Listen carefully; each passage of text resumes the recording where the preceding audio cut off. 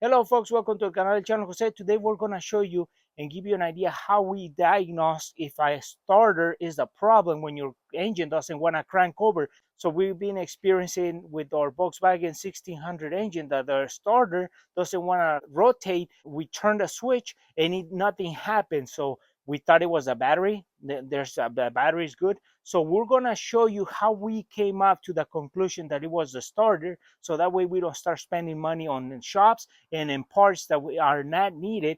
So because something that you can actually diagnose down to the problem. So we're going to show you how we came up to the conclusion that it was the starter solenoid, how we worked that troubleshooting to get to that point. So with that, let's get started. So we have a battery connected, negative, positive terminals are connected, and then we come over and we try to start it, and there's no reaction, nothing. There's no turnover, nothing. But we see a gauge that is moving. As we turn it off, it goes down. As we turn it on, it comes up. So there's power. So now we're going to be turning on our headlights to see if those turn on and there's power.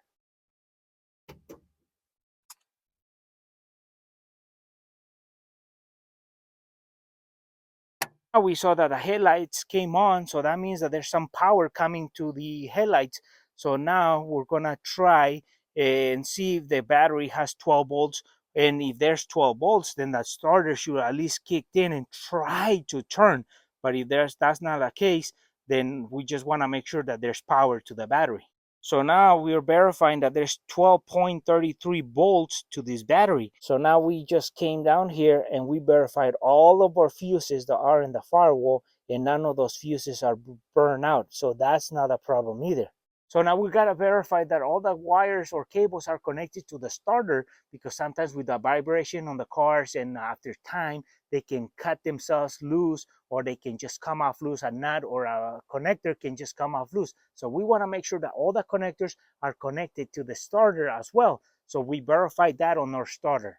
So we come over here to our starter and we verify that all the wires and cables are connected. There's no loose wires. Everything's connected, positives, signals, and everything's connected. So now what can be the problem? So now we checked everything. Wires look good, battery's good. So then we are gonna try to tap on the solenoid of the starter and see if that's the case, because usually on the older starters, the solenoid will get stuck and then it wouldn't crank over because the solenoid wouldn't act. So we're gonna tap on it and go try on the switch and see if that's a problem. So that way we can take the starter off, try to do some maintenance to it and put it back in. We can revive this starter again without spending money.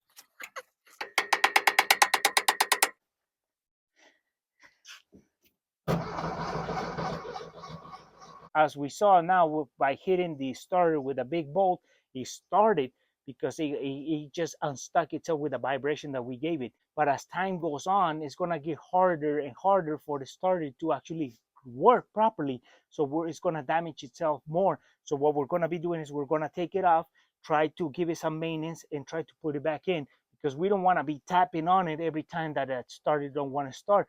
That's going to actually make it worse. We want to save it, not actually ruin it. So we're going to take it off, try to save it, and then we can put it back in and hopefully it works. It's been working for us a couple of times in other cars, so hopefully this time it works as well. So we're going to take the starter off through this side, and with the wheel off, we already are making some room. So the wire or the cable goes into the battery, and we're going to disconnect the battery completely so we don't make any shorts or any sparks and damage any equipment on the electrical side. So we disconnect the battery and start taking the starter off.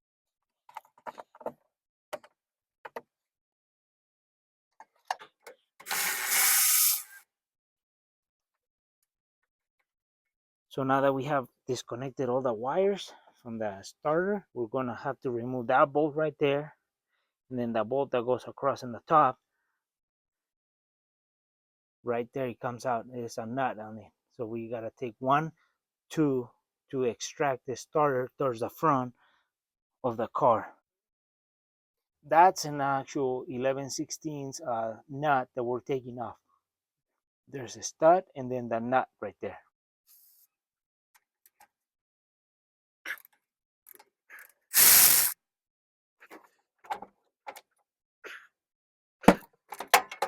So now this is the starter, how it was sitting like this.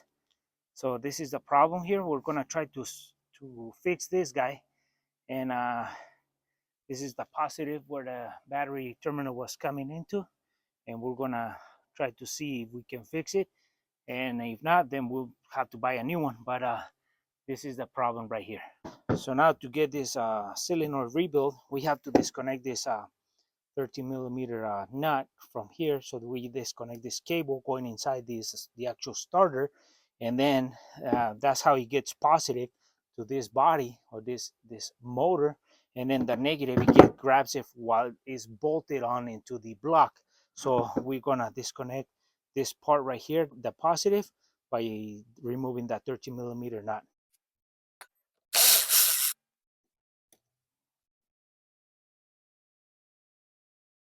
So now on the gear side where the motor is, we're gonna take off this and this flathead screws, which are holding the structure of the solenoid against the structure of the motor, and these are gonna be stuck in there.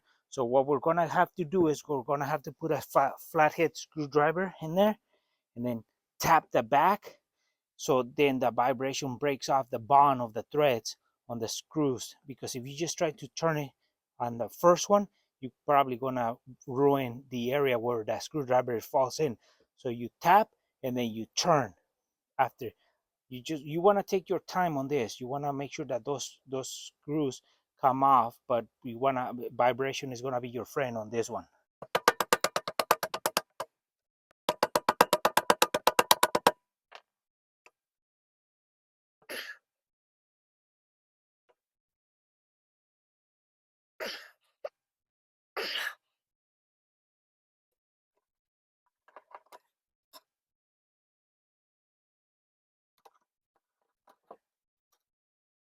So now that we have taken those two screws off of this, we're going to have to slide the solenoid structure out, and ours is already loose, but you're going to have to probably tap it, and then there's a spring inside there that is going to push into it. So once we take it off, this is actually right here where it gets stuck. We just grab a rag, wipe this area, because this is where the movement happens right here.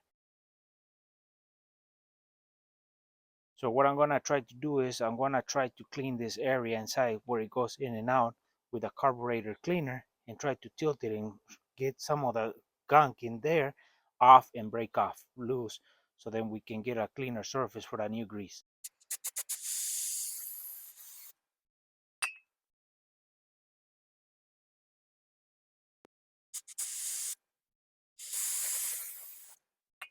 So this is what he needs to do, and he wasn't doing. Negative, positive.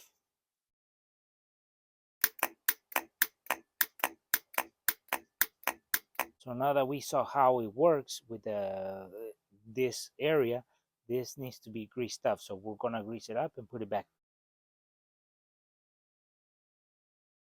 So we put some red grease, and as well we did some lithium grease that is more liquidy, so it gets in there. So now that we have done that, we put it back in. So now to put this back in, between here and this spring right there, it's gonna have to go that little leg here. So it's gonna be, that's the toughest part. We're gonna have to guide it and make sure you get the right angles, get it in there.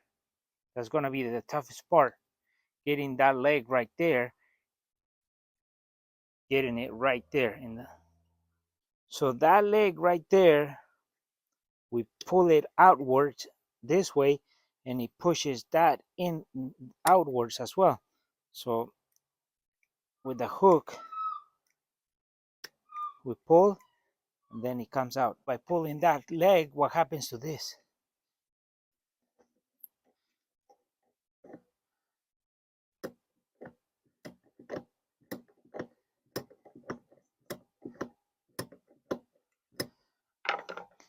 That's why that solenoid has to hook up into that leg right in here, so it keeps back, it pulls or pushes this guy. So for us to hook up the solenoid into that leg, we have to pull it this way, so this comes out, the shaft comes out, and this guy shows a little bit more, so we have an angle where we can push this in.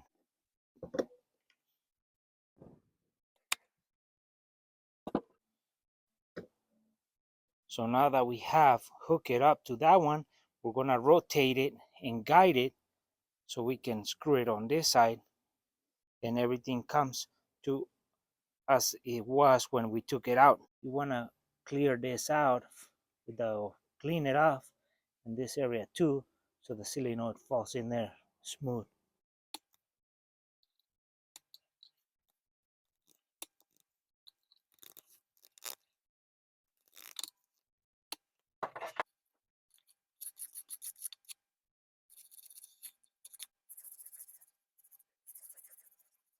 For me to put these solenoids back in, what I do is I pull the leg back.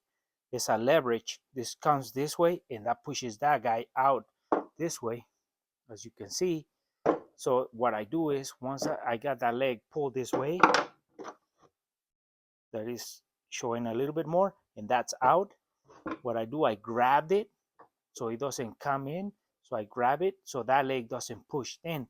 And what I do at the same time, I gotta start pushing into the leg right on top of this. And then as it's pushing the spring with the washer back, and then I shove it into the leg so the leg goes through that opening. And now it's gonna be between this end and this washer.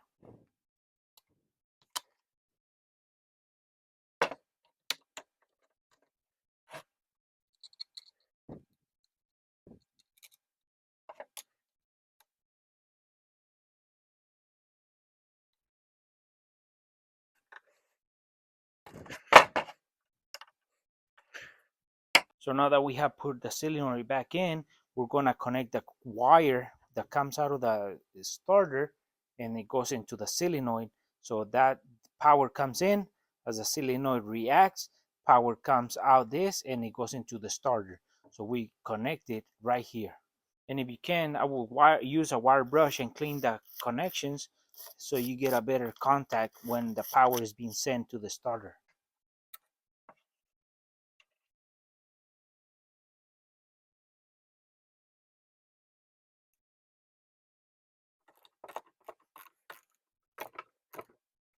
So now that we know that our starter is working better,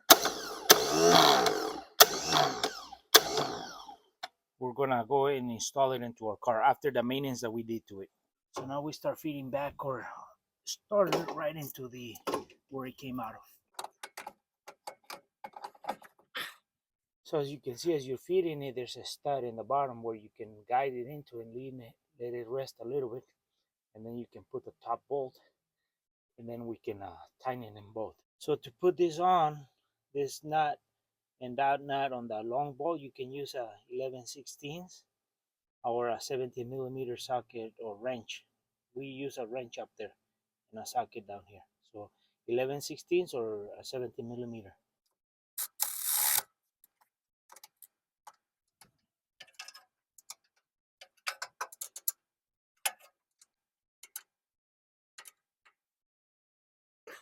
So now we just connect the wires, the cables.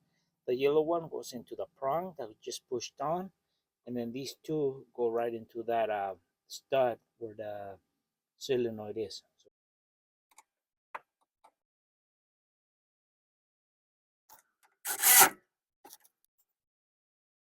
So we already tightening the cable terminal.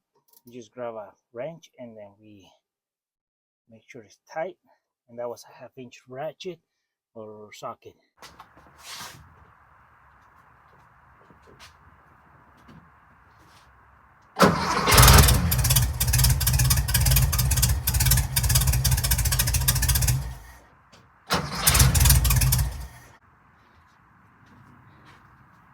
Well, folks, hopefully this video was useful and helpful. So sometimes these starters are pretty expensive, and if you take it apart and you do the maintenance slowly yourself and you take your time, you can clean up the gunk and all that in the solenoid area, give it some maintenance and put it back into the car and get it going. Because if every time it gets stuck and you tap on it to get it unstuck, and then it's gonna damage it eventually, the whole thing. So when it starts doing those symptoms, why not taking it off, give it the maintenance, so that way you can actually prolong the life on the starter. So when it fails, it's actually gonna fail because it's the last of it. So we actually done this to a couple of our starters, so we have saved a lot of money, and they keep going. All we have to do is just take them apart, clean the solenoid area where it slides back and forth, because that's a magnetism area where it tries to create magnetism and pull, and it's not doing it because it gets stuck. It's so dried up that the loop that is there is actually more gunk than grease. So that's what's causing that. So we clean it, put new grease, and it's going now. So we're gonna prolong the life on this starter, and we're gonna save a lot of money. But with that said, folks, for friends who are watching our video, haven't subscribed to our channel, please subscribe. If you like a video, give us thumbs up, share it, and we'll see you soon with more videos here on el canal de Chano Jose.